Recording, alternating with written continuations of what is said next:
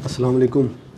آج کی ویڈیو میں آپ کو پڑھ کے سناؤں گا سورۃ بقرہ کی پہلی 10 آیات کا ترجمہ، پھر ان کو اس طرح سے ایکسپلین کروں گا کہ آپ کے دل میں لگن پیدا ہو قرآن کا ترجمہ پڑھنے کی اور اس کا مفہوم سمجھنے کی، تاکہ آنے والا جو مہینہ ہے ماہ رمضان، جس میں ہر نیکی کا اجر کئی گنا بڑھا دیا جاتا ہے، میری خواہش ہے، میری دعا ہے کہ اللہ تعالیٰ آپ کو قرآن پڑھنا نصیب کرے، قرآن کا ترجمہ پڑھنا نصیب کرے، تاکہ آپ ہدایت پائیں۔ کیونکہ ماہ رمضان میں اگر آپ ہدایت کی نیت سے قرآن پاک کا ترجمہ پڑھیں گے تو جس طرح نیکیوں کا اجر کئی گنا بڑھا کے دیتا ہے اللہ تعالیٰ، اسی طرح آپ کو بہتر سے بہترین ہدایت ملے گی ماہ رمضان میں۔ اور انشاءاللہ اگر آپ اس کلام کو اپنے ساتھ، جیسے اللہ تعالیٰ حضور صلی اللہ علیہ وسلم نے فرمایا نا، قرآن کی رسی کو مضبوطی سے تھام لو، پھر اس کے بعد آپ اللہ تعالیٰ کے فرمان کو، اللہ تعالیٰ کے کلام کو ایسے مضبوطی سے تھام لیتے ہو اور اپنے اوپر نافذ کر لیتے ہو، تو کوئی شیطان آپ کا کچھ نہیں بگاڑ سکتا۔ یہی سوچتے ہوئے کہ اللہ تعالیٰ کے کلام آپ پر اور مجھ پر بہترین اثر کرے، اس کا ترجمہ پڑھتے ہیں۔ بسم اللہ الرحمن الرحیم، سورۃ بقرہ کی پہلی 10 آیات کا۔ الف لام میم، یہ کتاب ایسی ہے جس میں کوئی شبہ نہیں، راہ بتلانے والی ہے خدا سے ڈرنے والوں کو۔ الف لام میم، الف لام میم کیا ہے؟ یہ لوح قرآنی میں موجود ایک ورڈ ہے جس کا مطلب صرف اللہ تعالیٰ ہی کو معلوم ہے۔ تو آپ یا میں اس کا ترجمہ نکالیں، ہم غفلت کا شکار بھی ہو سکتے ہیں، ہم گمراہی کا شکار بھی ہو سکتے ہیں۔ بہتر ہے ہم اس ورڈ کو ایز اٹ از قبول کریں کہ یہ اللہ تعالیٰ کی طرف سے ہے اور آگے بڑھیں۔ یہ کتاب ایسی ہے جس میں کوئی شبہ نہیں، قرآن پاک، یہ کتاب ایسی ہے جس میں کوئی شبہ نہیں۔ کیوں؟ کیونکہ یہ اللہ تعالیٰ کی نازل کی ہوئی وہ کتاب ہے، وہ واحد کتاب ہے جس کی حفاظت کا ذمہ اللہ تعالیٰ نے خود لے لیا۔ قرآن پاک سے پہلے توریت، زبور اور انجیل، یہ 3 کتابیں اللہ تعالیٰ نے نازل فرمائی تھیں، لیکن لوگوں نے ان کی آیات کو اپنے حساب سے رد و بدل کر لیا، اور نتیجہ کیا نکلا؟ نتیجہ یہ نکلا کہ وہ اپنا اصل وجود جو ہے نا وہ کھو گئی۔ ذرا سوچئے، اگر قرآن پاک کا ذمہ، قرآن پاک کی حفاظت کا ذمہ اللہ تعالیٰ نے خود نہ لیا ہوتا تو آج ہم مسلمان جس طرح کی زندگی جی رہے ہیں، ہم اس کتاب کا کیا سے کیا کر دیتے۔ شکر الحمدللہ کہ اللہ تعالیٰ نے ہمیں حضور صلی اللہ علیہ وسلم کا امتی بنایا ہے، انہی کے وسیلے سے ہمیں یہ پاک کلام ملا ہے، انہی کی وسیلے سے ہمیں یہ کلام ملا ہے۔ اب ہم پر ہے کہ ہم اس کو عربی میں پڑھ کر آمین آمین کرتے رہتے ہیں، ثواب حاصل کرتے رہتے ہیں، یا اس کا ترجمہ پڑھتے ہیں، ان کی نصیحت کو، اللہ تعالیٰ کی نصیحت کو، اللہ تعالیٰ کی ہدایت کو سمجھتے ہیں، اس پر عمل کرتے ہیں اور ایک اچھے اور بہتر مسلمان بنتے ہیں۔ یہ اب ہمارے اوپر ہے۔ عربی میں آپ پڑھتے رہیں، لیکن جب تک عربی آپ کو سمجھ نہیں آتی، آپ کو بولنی نہیں آتی، آپ کو پلے نہیں پڑے گی کہ اللہ تعالیٰ آپ سے کیا فرما رہا ہے۔ ہاں، آپ ترجمہ پڑھیں جیسے میں ابھی پڑھا، یہ کتاب ایسی ہے جس میں کوئی شبہ نہیں۔ صاف صاف سمجھ آیا نا؟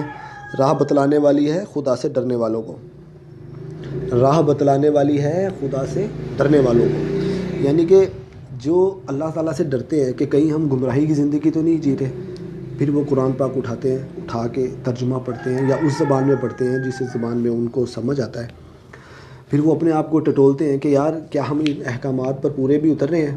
کیا یہ جو اللہ تعالیٰ نے قرآن پاک میں باتیں فرمائی ہیں، کیا ہم اس کے حساب سے زندگی بھی جی رہے ہیں؟ پھر اپنے آپ کو اس حساب سے بناتے ہیں، اللہ تعالیٰ کے احکامات کے مطابق خود کو ڈھالتے ہیں، تاکہ آنے والا وقت یعنی کہ بروز قیامت اللہ تعالیٰ ان کو اس کا بہتر اجر دے۔ یہی وجہ ہے کہ جب کوئی نان مسلم اسلام قبول کرتا ہے تو ایسے ایک مثال بن جاتا ہے مسلمانوں کے لیے، ماشاءاللہ ماشاءاللہ کیا ایمان ہے، کیا ایمان ہے۔ کاش ہم جو پیدائشی مسلمان ہیں ہم بھی یہ سمجھ سکیں کہ وہ ان کی زندگی میں یہ بدلاؤ صرف اسی لیے آتا ہے کیونکہ وہ قرآن پاک کو اس زبان میں پڑھتے ہیں کہ وہ ان کو سمجھ میں آتا ہے۔ تو آگے بڑھتے ہیں۔ وہ خدا سے ڈرنے والے لوگ ایسے ہیں کہ یقین لاتے ہیں چھپی ہوئی چیزوں پر اور قائم رکھتے ہیں نماز کو، اور جو کچھ دیا ہے ہم نے ان کو اس میں سے خرچ کرتے ہیں۔ وہ خدا سے ڈرنے والے لوگ ایسے ہیں کہ یقین لاتے ہیں چھپی ہوئی چیزوں پر۔ اب چھپی ہوئی چیزیں کون سی ہیں؟ اللہ ہمارا رب، یقین ہے اللہ ہی ہے جس نے ہمیں پیدا کیا، اللہ ہی ہے جو دنیا اور آخرت کا مالک و خالق ہے، یہ ہمارا یقین ہے۔ چھپا ہوا ہے، نظر نہیں آ رہا، لیکن ہمارا یقین ہے۔ قیامت آئے گی ایک دن، ہم سب نے مرنا ہے، یہ نہیں پتا کہ وہ کب ہے، لیکن ہمارا یقین ہے۔ اچھے اعمال کریں گے تو جنت میں جائیں گے، برے اعمال کریں گے تو دوزخ میں یعنی کہ جائیں گے، یہ ہمارا یقین ہے۔ تو یہ وہ باتیں ہیں جو ہمارے سامنے نہیں ہیں لیکن پھر بھی ہمیں یقین ہے، یہ ہمارے ایمان کا حصہ ہے۔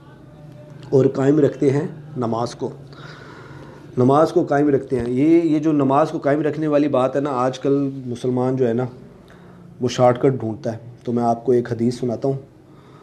ایک بار ایک صحابی آپ صلی اللہ علیہ وسلم کے پاس حاضر ہوا اور فرمایا کہ یا رسول اللہ مجھے موٹا موٹا دین سمجھا دیجئے جس پر عمل کرنے کے بعد میں جنت میں چلا جاؤں. آپ صلی اللہ علیہ وسلم نے اس سے فرمایا فرض نمازیں پڑھا کر اور جھوٹ نہ بولا کر. صحابی نے عرض کی یا رسول اللہ یہ جو آپ فرما رہے ہو مجھے، میں اس سے نہ کم کروں گا نہ اس سے زیادہ کروں گا، جتنا آپ نے بولا اتنا ہی کروں گا. آپ صلی اللہ علیہ وسلم نے فرمایا ٹھیک ہے، اگر تو ایسا کرے گا تو بھی جنتی ہے. وہ خوشی خوشی جا رہا تھا تو پیچھے سے آپ صلی اللہ علیہ وسلم کے پاس جو صحابی بیٹھے ہوئے تھے، آپ صلی اللہ علیہ وسلم نے جو صحابی جا رہا تھا اس کی طرف اشارہ کر کے کہا کہ اگر یہ شخص جو میں نے بولا ہے، یعنی کہ فرض نمازیں پڑھتا ہے اور جھوٹ نہیں بولتا، یہ دونوں کام کرتا ہے تو یہ ضرور جنتی ہے. تو جنت لینا تو میرے بھائیوں اتنا آسان ہے. اگر آپ عشاء کی 17 رکعتیں آپ کے اوپر بھاری ہیں تو کوئی بات نہیں، آپ صبح سے لے کے شام تک ٹوٹل 17 رکعتیں پڑھ لیا کیجیے. فجر کی 2، ظہر کی 4، عصر کی 4، مغرب کی 3، عشاء کی 4. اور جھوٹ نہ بولو، اللہ تعالیٰ انشاءاللہ جنت میں آپ کو گھر دے گا انشاءاللہ. لیکن قائم رکھنا ہے. پھر ایسا نہیں ہے کہ بھائی آج پڑھ لی تو کل کی کل دیکھیں گے، کل نہیں چھوڑ دیتے ہیں، ایسا نہیں. قائم رکھو، قائم. اور جو کچھ دیا ہے ہم نے ان کو اس میں سے خرچ کرتے ہیں. اللہ تعالیٰ نے جو کچھ دیا ہے اس میں سے وہ خرچ کرتے ہیں. یعنی کہ جب بھی آپ کو نظر آئے کہ کوئی مستحق ہے، کسی کی ضرورت مند ہے، چاہے وہ آپ کا بھائی ہے، چاہے وہ آپ کا دوست ہے، چاہے وہ آپ کا رشتہ دار ہے، چاہے وہ کوئی آپ کا قریبی ہے، محلے دار ہے، یا کوئی ایسا ہے جو آپ کے سامنے ہاتھ پھیلاتا ہے، اللہ کے نام پہ مانگتا ہے، مستحق ہے، آپ سے مانگتا ہے، آپ کے پاس پیسے پڑے ہوئے ہیں، آپ اس کی وہ جو ضرورت ہے آپ اس کو پورا کر سکتے ہو، اس کے باوجود آپ اس کے ساتھ نہیں دیتے، آپ اس کی مدد نہیں کرتے، تو آپ ایک اچھے مسلمان نہیں ہو. آپ ایک اچھے مسلمان تب ہو جب آپ اس کی فوراً مدد کرو، جب آپ اس کے مستحق ہو.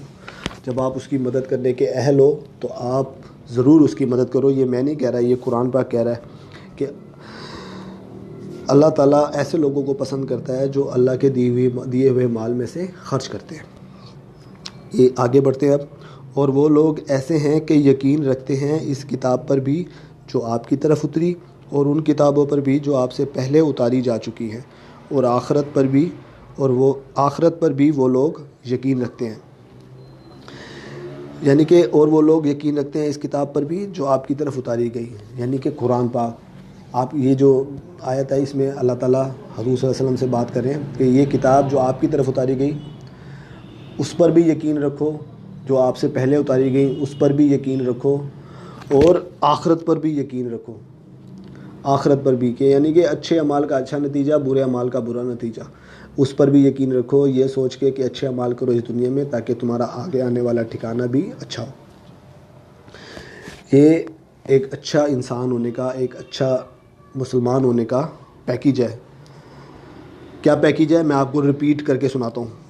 خدا سے ڈرتے رہنا، چھپی ہوئی چیزوں پر یقین رکھنا، نماز قائم رکھنا، اللہ کے مال جو اللہ تعالیٰ نے آپ کو دیا اس میں سے خرچ کرنا، قرآن پاک پر اور قرآن پاک سے جو پہلے کتابیں اللہ تعالیٰ نے نازل کیا ان پر یقین رکھنا، اور آخرت پر یقین رکھنا. یہ پیکیج ہے اللہ تعالیٰ کی طرف سے ایک، کہ آپ ان پہ عمل کرو، آپ ایک اچھے مسلمان بن جاؤ گے. آگے اللہ تعالیٰ بات بھی یہی کر رہا ہے، یہ لوگ ہیں ٹھیک راہ پر جو ان کے پروردگار کی طرف سے ملی ہے، اور یہ لوگ ہیں پورے کامیاب. یعنی کہ یہ وہ پیکیج ہے، یہ وہ طریقہ کار ہے کہ جس پر آپ عمل کر کے ایک اچھے مسلمان بن سکتے ہیں. اس کی گارنٹی میں نہیں دے رہا بھائی، اس کی گارنٹی قرآن پاک دے رہا ہے. اب آیت نمبر 5 میں یہ لوگ ہیں ٹھیک راہ پر جو ان کے پروردگار کی طرف سے انہیں ملی ہے، اور یہ لوگ ہیں پورے کامیاب. پورے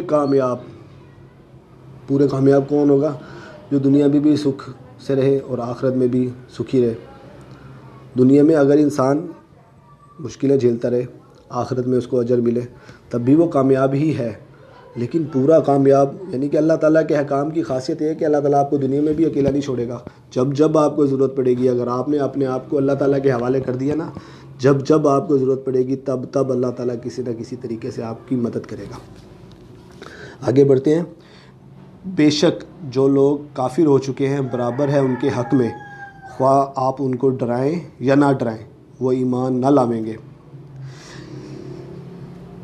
یعنی کہ بعض لوگ اس طرح کے ہوتے ہیں کہ آپ ان کو کہتے ہیں نا کہ بھائی چلا یار نماز پڑھنے چلیں، تو کچھ لوگ اچھے اخلاق والے ہوتے ہیں، کہتے ہیں آپ چلیں ہم آتے ہیں، بھلے وہ نہ آئیں، لیکن ان کا جواب دینے کا انداز اس طرح سے ہوتا ہے کہ بات کرنے والوں کو لگتا نہیں ہے۔ لیکن کچھ لوگ اس طرح کے بھی ہوتے ہیں جن کے بارے میں جن کو کہنا آئے بھیا نماز پڑھیں، بھائی نماز کا ٹائم ہو گیا، بے چل تو پڑھ لے جا کے۔ آپ بھلائی کر رہے ہیں اور بدلے میں وہ آپ کو کیسا جواب دے رہے ہیں۔ ایسے لوگوں کے بارے میں یعنی کہ جن کو آپ نیکی کی ہدایت بھی کریں، بدلے میں وہ آپ کو کوئی نہ کوئی الٹ جواب دیں، یہ آیت ان لوگوں کے بارے میں ہے۔ بے شک جو لوگ کافر ہو چکے ہیں برابر ہے ان کے حق میں، خواہ آپ ان کو ڈرائیں یا نہ ڈرائیں، یعنی کہ آپ ان کو جو مرضی کہہ لیں کہ بھائی یہ جو نیکیاں کرو گے یہ اسی کے اب اجر میں آپ کو اللہ تعالیٰ جنت میں داخل کرے گا، آپ گناہوں سے بچو گے اسی وجہ سے آپ جنت میں جاؤ گے۔ اگر آپ گناہ کرتے رہے تو دوزخ ٹھکانہ ہے، دوزخ بہت سخت عذاب ہے، آپ جو مرضی کر لو ان کے اوپر کچھ بھی نہیں ہوگا، ان پہ رتی برابر بھی اثر نہیں ہوگا۔ کیا یہ مسلمان کہلانے کے حقدار ہیں؟ سوچئے۔ کافر جو ورڈ ہے نا، کافر کہتے ہیں جھٹلانے والے کو، جو آخرت کو جھٹلائے، اللہ تعالیٰ کے سزا جزا کے معاملے کو جھٹلائے، جو جنت دوزخ کو ٹھکرائے، جھٹلا دے کہ بھائی فکر ہی نہ کرے۔ جھٹلانا یہی ہوتا ہے نا کہ میں فکر ہی نہیں کرتا، فکر ہی نہ کرے۔ تو ایسے لوگوں کے بعد آپ سمجھاؤ یا نہ سمجھاؤ، کچھ بھی نہیں ہے۔ ایسے لوگوں کے دل پہ نا قرآن پاک میں اللہ تعالیٰ فرماتا ہے کہ میں نے مہر لگا دی۔ اس مہر کو صاف کرنے کا، اس مہر سے نکلنے کا طریقہ کار کیا ہے؟ آپ استغفار کرتے رہیں۔ آپ استغفار کریں گے، یہ جو دل میں مہر لگا دی ہے نا اللہ تعالیٰ نے غفلت کی، کہ آپ کے سامنے کوئی اچھی بات کرے، آپ کے بھلے کی بات کرے، آپ کو نیکی کی بات کرے، آپ کو سمجھ نہیں آتی، اللہ تعالیٰ اس مہر کو ختم کرے گا استغفار پڑھنے سے، لا حول ولا پڑھنے سے۔ توبہ کرو، استغفار کرو، اپنے گناہوں سے توبہ کرو، کیونکہ اگر اس توبہ سے اور استغفار سے آپ ان گناہوں سے بچے بغیر اس دنیا سے چلے گئے تو آخرت کبھی بھی آپ کو سکون میں نہیں رہنے دے گی۔ اگر آپ غفلت کی زندگی جیے ہیں تو آخرت میں اللہ تعالیٰ آپ کو سخت عذاب دے گا، لیکن اگر آپ دنیا میں جیے ہیں اللہ تعالیٰ کی رضا کے مطابق، اللہ تعالیٰ کے فرمان کے مطابق، تو جنت میں جانے سے آپ کو کوئی بھی نہیں روک سکتا۔ دنیا میں اگر آپ نے کوئی تکلیف جھیلی ہے کہ اللہ تعالیٰ کا حکم ہے، مجبوراً ہی صحیح صبر کیا ہے، طاقت ہونے کے باوجود کسی کو جواب نہیں دیا، تو اس کا اجر تو آپ کی میری سوچ ہے کہ اللہ تعالیٰ روز محشر میں کتنا اجر دے گا اس کا۔ آگے بڑھتے ہیں، جی وہی بات آگی نا۔ بند لگا دیا اللہ تعالیٰ نے ان کے دلوں پر اور ان کے کانوں پر اور ان کی آنکھوں پر پردہ ہے اور ان کے لیے سزا بڑی ہے۔ یعنی کہ جو اچھی نصیحت کے بدلے الٹا جواب دیتے ہیں، اچھی نصیحت پر عمل نہیں کرتے، ایسے لوگوں کے لیے اللہ تعالیٰ کیا فرما رہا ہے کہ ان کے دلوں میں بند لگا دیا، یعنی کہ بند کر دیا ان کے دل میں، ان کو سمجھ ہی نہیں آتی کہ ان کا فائدہ کس میں ہے، نقصان کس میں ہے، بس اپنی ضد میں جی رہے ہیں، اپنی بے وقوفی میں جی رہے ہیں، اپنی غفلت میں جی رہے ہیں۔ ایسے لوگوں کے لیے اللہ تعالیٰ کیا فرما رہا ہے؟ ان کے لیے سزا بڑی ہے۔ اللہ تعالیٰ نے صرف یہ نہیں کہا کہ ان کے لیے سزا ہے، ساتھ میں یہ بھی کہا ان کے لیے بڑی سزا ہے، بڑی والی۔ تو میرے بھائیوں، ہم کس غفلت میں جی رہے ہیں، کس غفلت میں جی رہے ہیں، کس وجہ سے ہمیں فکر ہی نہیں ہے کہ ہم نے ابھی میں پوچھ لوں کہ بھائی تمہارا رب کون ہے، پھٹ سے کہو کہ اللہ، بھائی اللہ کے احکاموں پہ بھی چلو، اس کے علاوہ کوئی ٹھکانہ نہیں ہے بچت کا۔ اور ان لوگوں میں سے بعض ایسے بھی ہیں جو کہتے ہیں ہم ایمان لائے اللہ تعالیٰ پر اور آخری دن پر، حالانکہ وہ بالکل ایمان والے نہیں۔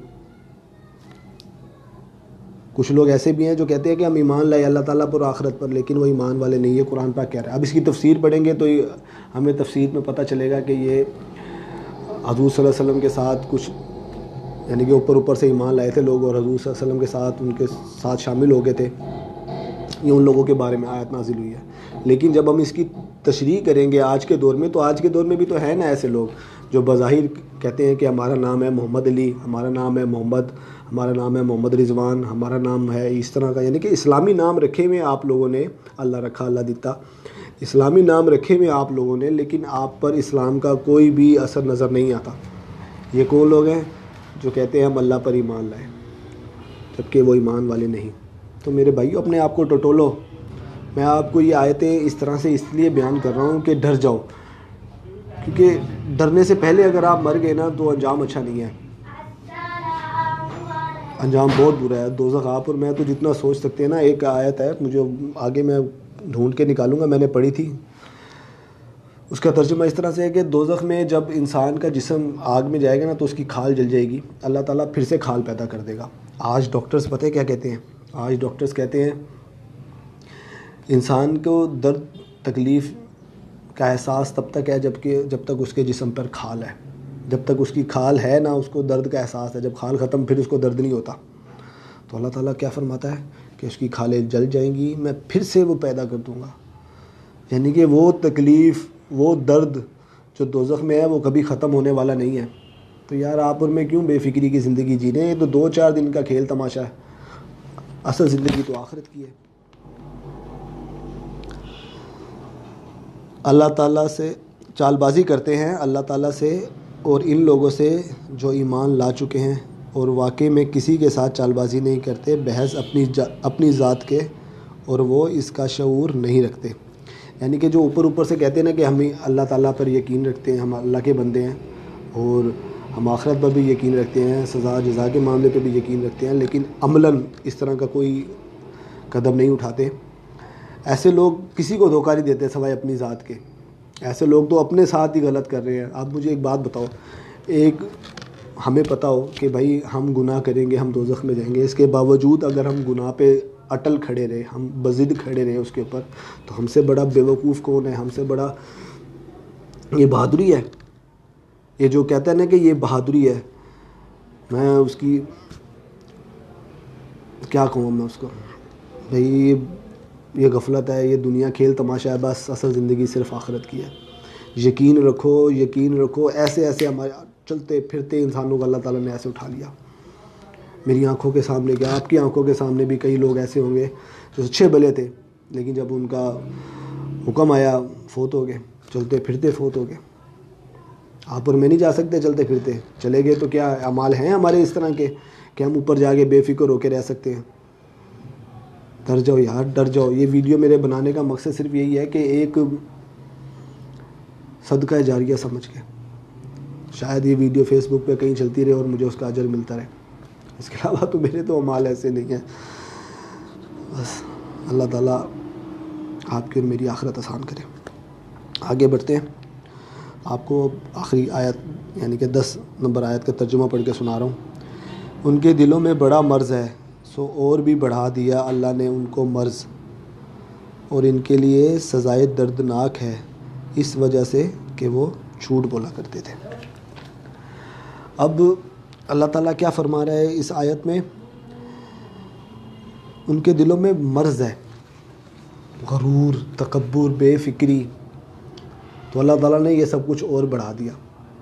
یعنی کہ جب تک آپ کے دل میں اللہ تعالیٰ کا ڈر نہیں ہے، آپ کے دل میں آخرت کی فکر نہیں ہے، تو غفلت ہے آپ کے دل میں، آپ کے دل میں غرور ہے کہ کیا ہو گیا، آج نہیں پڑھیں گے تو کیا ہو گیا نماز، کسی حق یعنی کہ کوئی کالا نظر آ گیا تو اس کا مذاق اڑا لیا، کوئی کسی طرح کا شخصیت سے مذاق، حالانکہ اچھی طرح سے جانتے ہیں ہم کہ ہمیں اس کا جواب دینا پڑے گا، اس کے باوجود بھی کہ ہمیں جو ہم اعمال کر رہے ہیں اس کا جواب دینا پڑے گا، ہم غفلت میں جئیں گے تو ہم سے بڑا بیوقوف کون ہے؟ ابلیس چپے پہ جس نے عبادت کی تھی، میں یہ مثال اسی لیے دیتا ہوں کیونکہ اس کی اتنی عبادت تھی کہ اس نے اللہ تعالیٰ نے ابلیس کو، جن تھا، اور اس کو فرشتوں کی صف میں کھڑا کر دیا تھا، لیکن ایک اللہ تعالیٰ کے حکم کی نافرمانی کی، غرور کیا، اللہ تعالیٰ نے اس کو کہہ دیا تو ہے ہی دوزخی، تو ہے ہی راندہ ہوا، دھتکارا ہوا۔ تو ذرا سوچئے، ہمارے چپے پہ سجدہ کیا تھا اس نے، اس کے اعمال اتنے اچھے تھے کہ وہ فرشتوں کی صف میں تھا۔ آپ اور میں کس کھاتے میں آتے ہیں؟ تو آپ اور میں غلطی کرتے کیوں نہیں ڈرتے؟ اتنی سی غلطی بھی ہماری نیکیوں کو ختم کر سکتی ہے۔ غرور نہیں ہونا چاہیے انسان کے دل میں، کبھی بھی کسی کی مدد کریں تو یہ نیت میں نہیں ہونی چاہیے کہ آپ مدد کر رہے ہیں، آپ کی دل میں صرف یہ ہونا چاہیے کہ اللہ ہمیں اس کا بہتر اجر دے، یا اللہ تیرا شکر ہے کہ ہمیں آپ نے مدد کرنے والا بنایا۔ امید کرتا ہوں کہ یہ پہلی جو 10 آیات کا ترجمہ اور مفہوم میں نے آپ کو پڑھ کے سنایا ہے، یہ آپ کو ضرور سمجھ میں آیا ہوگا اور آپ کے دل میں لگن پیدا ہوئی ہوگی قرآن کا ترجمہ پڑھنے کی، اس کا مفہوم سمجھنے کی۔ اللہ تعالیٰ آپ کا، میرا، ہم سب کا خاتمہ ایمان پر کرے۔ جزاک اللہ۔